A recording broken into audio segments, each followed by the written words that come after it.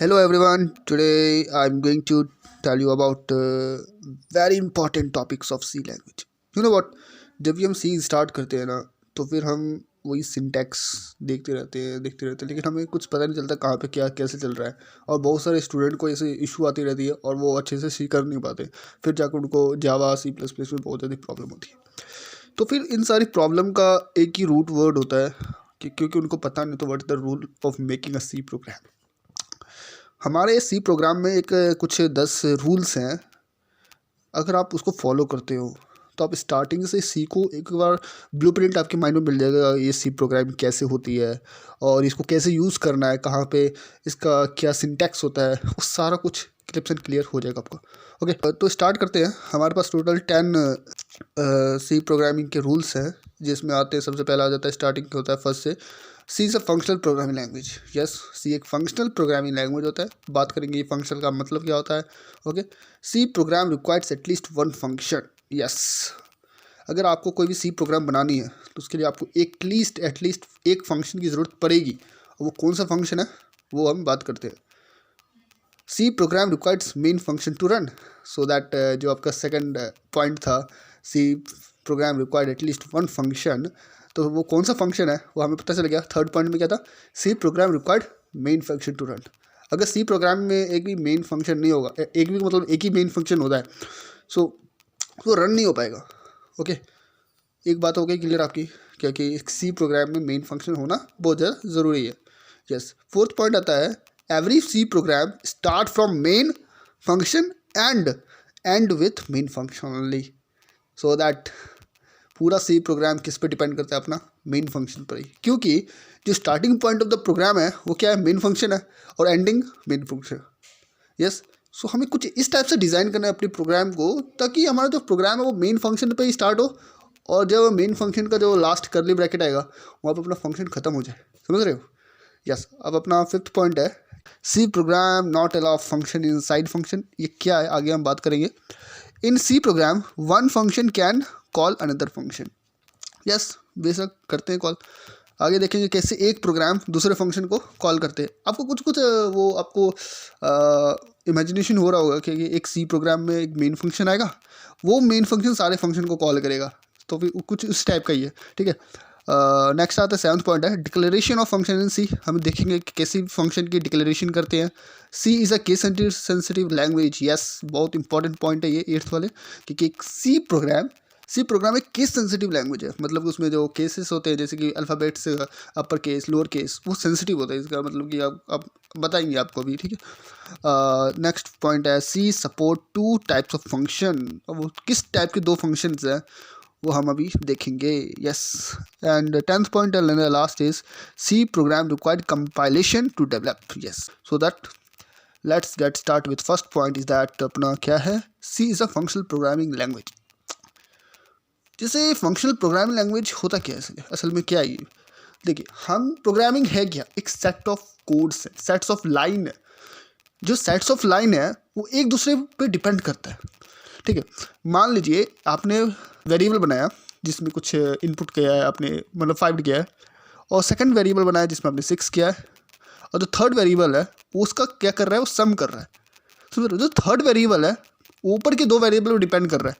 Okay, इस type के procedure हो गया। ठीक है, इस टाइप के जो प्रोग्राम होते हैं जो एक दूसरे ऊपर वाले नीचे वाले function, I mean that sets of line पे डिपेंड करती है पूरे प्रोग्राम में, उसे हम कहते हैं procedure programming language. Okay, step by step next depends on the previous. Okay, जैसे ये सब तो हो गया। मान लो अगर मेरा कोड, मान लो हमारा फिफ्थ लाइन थोड़ा एरर आ गया, तो बाकी का कोड तो फ्लॉप हो गया, बाकी को कोड चलेगा ही नहीं उस टाइम। यस, तो फिर उसमें थोड़ा डेवलप हुआ। फिर सी प्रोग्राम में हुआ क्या, एक फंक्शनल प्रोग्रामिंग लैंग्वेज का आइडिया आया, जिसमें हुआ क्या कि हम कुछ सेट्स ऑफ लाइन के कोड को है ना एक बॉक्स में डाल देंगे। मतलब उसको मॉड्यूल्स कहते हैं, उसको फंक्शन कहते हैं। मान लेते हैं मैंने एक फंक्शन बनाया सम का, एडिशन का मतलब मान लो, तो फिर वो एडिशन करेगा। और दूसरा फंक्शन बना मैं सब्सट्रैक्शन का, वो सब्सट्रैक्शन करेगा। मान लो कि मेरा एडिशन में कोई एरर आ गया तो मेरा सब्सट्रैक्शन वाला फंक्शन चलेगा उस टाइम। पूरे प्रोग्राम को हमें वापस से डीबग नहीं करना पड़ेगा। डीबग मतलब चेक करना है कोई कहाँ पे कोई एरर तो नहीं आ रहा, वो उसी को डीबग कहते हैं। ओके, तो फिर उस चीज़ को हमें चेक करना पड़ेगा। और तो फिर जो अपना मॉड्यूल्स है, मतलब क्या हमारा मॉड्यूल्स मतलब फंक्शंस है, इसी को हम फंक्शनल प्रोग्रामिंग लैंग्वेज कहते हैं। जब हमने सेट ऑफ लाइन को एक फंक्शन की तरह देखने की कोशिश की, जैसे कि अपना एडिशन के लिए हमने अलग फंक्शन बनाया, सब्सट्रैक्शन के लिए अलग फंक्शन बनाया, एवरेज के लिए अलग फंक्शन बनाया। ओके, और जो फंक्शनल प्रोग्रामिंग लैंग्वेज होती है वो इजी टू डिबग होती है, मतलब कि हमें हर एक लाइन को पढ़ना नहीं पड़ता, हमें पता चल जाता है इस ब्लॉक में एरर है तो हम उसी ब्लॉक में जाके एक बार डिबग करेंगे और हमारा हो जाएगा। इजी टू एक्सपेंड होता है, मतलब कि हम जैसे अगर हम प्रोसीजर प्रोग्रामिंग लैंग्वेज करते हैं तो फिर हम स्टार्टिंग से स्टार्ट करेंगे, एंड तक लेके जाना पड़ेगा, ऐसा होगा। लेकिन जो फंक्शनल प्रोग्रामिंग लैंग्वेज होते हैं, जो मॉड्यूल्स होते हैं, जो फंक्शन होते हैं, उसको हम ब्रेक डाउन कर करके कोड कर सकते हैं। जैसे हमें कोई प्रोजेक्ट मिला है कंपनी में, तो फिर जो कंपनी में प्रोजेक्ट मिला है, अगर हम प्रोसीजरल प्रोग्रामिंग लैंग्वेज करेंगे तो सारे टीम मेंबर को एक साथ बैठना पड़ेगा और सारे कोड एक साथ ही करना पड़ेगा।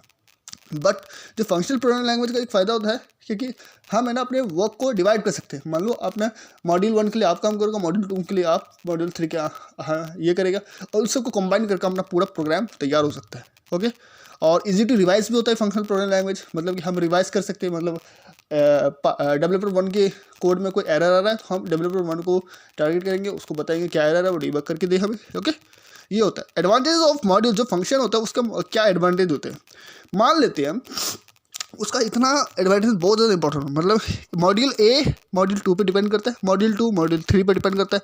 जो मॉड्यूल 1 का इनपुट होगा वो मॉड्यूल 3 के लिए आउटपुट बन जाएगा। यस, जिसे हमने मान लिया हमने 3 मॉड्यूल बनाया, 3 मॉड्यूल में हमने फर्स्ट मॉड्यूल में मतलब फंक्शंस में, मान लो मॉड्यूल कहते हैं, फंक्शन कहते हैं, कुछ भी कह सकते हो। ओके, कुछ भी नहीं, मतलब आई मीन मॉड्यूल और फंक्शन कहते हैं। ठीक है, जैसे मॉड्यूल 1 का हमने कोई इनपुट डाला है, उसका कोई आउटपुट मिलेगा। ठीक है, जो मॉड्यूल 1 का आउटपुट होगा वो मॉड्यूल 2 का इनपुट हो जाएगा, और जो मॉड्यूल 2 का आउटपुट होगा वो मॉड्यूल 3 का इनपुट होगा। इस तरीके से हमारा फंक्शनल प्रोग्रामिंग लैंग्वेज काम करता है, जिससे हम वर्कलोड एक प्रोग्रामर पे और एक टीम पे ज़्यादा नहीं पड़ता है और अच्छे से हो जाता है। Okay, function is a set of line और statement which perform some action. वही हमने एडिशन वाला देखा, सब्सट्रैक्शन वाला देखा, वो सब सेट्स ऑफ लाइन है, वो कुछ काम करता है बस, उसी को फंक्शन कहते हैं। C is functional programming language. Yes, हमें पता चल गया। It's mean every problem in C is solved by function. Addition वाली प्रॉब्लम करना है वो फंक्शन करेगा। Syntax of function. अब फंक्शन का सिंटैक्स क्या होता है, हम सिंटैक्स ऑफ फंक्शन जाने उससे पहले हमें कुछ देख लेना चाहिए कि एक फंक्शन के अंदर क्या क्या एलिमेंट्स होते हैं। सबसे पहले एक फंक्शन होता है, उसका एक नाम होना चाहिए। बिना नाम के हमें पता ही कैसे देगा कौन सा क्या फंक्शन है। ठीक है, वो नाम होना चाहिए। दूसरा एक होता है उसका स्कोप, मतलब वो फंक्शन कहाँ से कहाँ तक काम करेगा। ठीक है, और वो फंक्शन क्या देगा, वो तीसरा हो गया। क्या देगा उससे ज़्यादा इंपॉर्टेंट है तो क्या लेगा। कुछ फंक्शन इनपुट लेगा तभी तो वो आउटपुट देगा। यस, ये हो गया चौथा। और पांचवा हो गया क्या रिटर्न करेगा। ओके, हमारे किसी फंक्शन को बनाने के लिए हमें क्या चीज़, कितने चीज़ की जरूरत पड़ती है, 5 चीज़ों की। Name of the function, scope of the function, parameters of the function और रिटर्न ऑफ द फंक्शन। और रिटर्न क्या कर रहा है। फंक्शन का जो नेमिंग होता है, डिक्लेरेशन होता है, उसमें हमारे पास क्या होता है, आई मीन डिक्लेरेशन मतलब डेफिनेशन कहते हैं उसको हम, जिसमें हमें पहले लिखना होता है रिटर्न टाइप। मतलब रिटर्न टाइप जो भी डाटा टाइप होता है अपना, इंट हो गया, फ्लोट हो गया, डबल हो गया, और भी होते हैं जो अपने स्ट्रिंग हो गए, कैर हो गया, मतलब ओके। वो रिटर्न क्या कर रहा है फंक्शन, पहले वो लिखना होता है। फंक्शन नेम, पैरेंथेसिस लगाने के बाद उसके अंदर इनपुट डालनी पड़ती है, हम इस फंक्शन के अंदर क्या इनपुट दे रहे हैं। और करली ब्रैकेट अपना स्टार्ट होता है स्कोप्स, और वो एंड होता है, और बीच में कुछ सिंटैक्स में हम कोड लिखते हैं। ये छोटा मोटा फंक्शन का एक छोटा मोटा ओवरव्यू हो गया। ओके, जो अपना सेकंड पॉइंट था, C program required at least one function. Yes, programming में हमने पता चल गया कि जो प्रोसीजर लैंग्वेज होता है उसमें सेट ऑफ लाइन होता है, लेकिन जो अपना फंक्शनल प्रोग्रामिंग लैंग्वेज होता है उसमें हमें एक मॉड्यूल बनानी पड़ती है, और मॉड्यूल को ही हम फंक्शन कहते हैं। और बिना फंक्शन का कोई प्रोग्राम चल नहीं रहा, इसलिए इस फंक्शन को स्टार्ट करने के लिए हमें एक फंक्शन की ज़रूरत पड़ेगी। इस प्रोग्राम को स्टार्ट करने के लिए एक फंक्शन की ज़रूरत पड़ेगी। जिसे मान लेते हैं कोई भी एम्प्टी फंक्शन मान लेते, वॉइड हेलो पैरेंथेसिस स्कोप हो गया, ये एक फंक्शन हो गया। ओके, ये तो सिंपल से ही हो गया बात। ठीक है, किसी भी प्रोग्राम को रन करने के लिए एक फंक्शन की ज़रूरत पड़ती है। C program required main function to run. Yes, it is a very important point of C is that C program required main function to run. As we know, there is a lot of function in a C program, so compiler has to complete all the program. In that way compiler get confusion from where I should start. जब हम सारे modules बना लेते हैं, बहुत सारे function बना लेते हैं, तो कंपाइलर तो आएगा तो देखेगा मेरे को स्टार्ट कहाँ से करना है प्रोग्राम में, उसको कैसे पता लगेगा उसको इनपुट कहाँ से मिलेगा और आउटपुट कहाँ से मिलेगा. इसलिए हमने सी में एक डिसाइड कर लिया है कि जो मेन फंक्शन होगा वही सी का प्रोग्रामिंग का स्टार्टिंग पॉइंट होगी. यहाँ पर नेमिंग के बेसिस पे यहाँ पर कंपाइलेशन होता है. जैसे प्रोसीजर में हमारा top to down method use होती है, बट जो सी प्रोग्रामिंग है फंक्शनल प्रोग्रामिंग यहाँ पे नेमिंग के बेसिस पे होता है. मतलब उसको मेन फंक्शन देखना है, उसे और कोई फंक्शन से मतलब नहीं है, उसको बस मेन फंक्शन देखना. जहाँ पर मेन फंक्शन देगा वहाँ से स्टार्ट होगा. जो मेन फंक्शन के बाद इंस्ट्रक्शंस आती रहेगी अंदर, जो भी मेन फंक्शन के स्कोप के अंदर जो इंस्ट्रक्शन रहेगी उसी के हिसाब से प्रोग्राम रन करता जाएगा. मान लो आपने किसी प्रोग्राम में थाउजेंड्स ऑफ लाइन के फंक्शंस लिख चुके हैं, लेकिन उसका कोई फ़ायदा नहीं अगर वहाँ पे मेन फंक्शन नहीं है. मेन फंक्शन ही उन सारी फंक्शन को कॉल करेगा.